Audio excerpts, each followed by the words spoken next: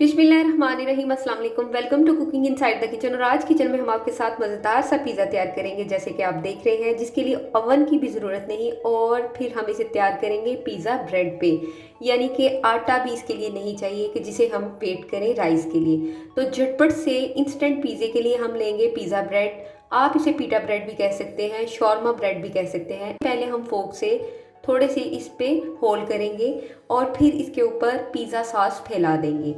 इसको होल करने का मकसद ये है कि इसके अंदर तक हमारा सारा सॉस चला जाए और अच्छे से फैला देंगे। आपको पिज़्ज़ा मैं और भी सिखा चुकी हूँ। और इसके साथ हम इसके ऊपर टॉपिंग करेंगे हैंडफुल, ये मेरे पास है चीज़, मोज़रेला चीज़ हम ऐड करेंगे। आपको अगर चेडर चीज़ पसंद है तो आप उसे भी ऐड कर सकते हैं।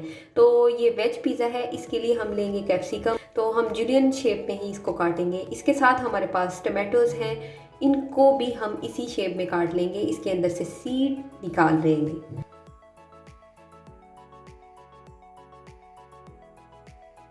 और इसके साथ अब हम एंड पे ऐड करेंगे, ये मेरे सबसे फेवरेट है, ऑलिव। तो हम जैतून ऐड करेंगे। और बड़ा ही झटपट से बनने वाला पिज़्ज़ा है, आप भी इसको ज़रूर ट्राई कीजिएगा और यकीनन आपको ये बहुत ही पसंद आएगा। तो अब हम इसके ऊपर लास्ट पे फिर ऐड करेंगे चीज़। तो चीज़ को ऐड करने के बाद सॉल्ट ऐड करेंगे। तो आप अपने टेस्ट के हिसाब से सॉल्ट ऐड कीजिएगा। और 1 पिंच ऐड करेंगे इसके ऊपर ब्लैक पेपर। तो अब हमने रख दिया है इसे एक देगचे में जो ऑलरेडी प्री हीट था। जब भी पिज़्ज़ा तैयार करें, केक तैयार करें, तो जो भी आप देगचा वगैरह लें, कढ़ाई लें, तो उसे पहले ही प्री हीट होना चाहिए 10 मिनट के लिए।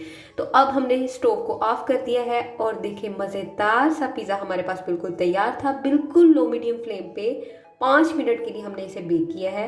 और उसके बाद स्टोव को ऑफ करके तकरीबन 3 मिनट का टाइम दिया है, ताकि अच्छे तरीके से चीज़ सारी इस पर मेल्ट हो जाए और बेस पे भी अच्छा सा कलर आ जाए।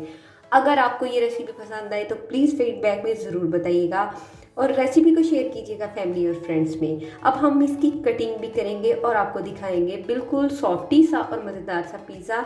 आप इसे माइक्रोवेव में 2 मिनट के टाइमर पे भी इसे तैयार कर सकते हैं। तो ज़रूर आप इसे ट्राई कीजिएगा और अपनी दुआओं में ज़रूर याद रखिएगा। इंशाल्लाह फिर मिलेंगे अच्छी सी रेसिपीज़ लेके। तब तक के लिए अपनी दुआओं में याद रखें। अल्लाह हाफिज़।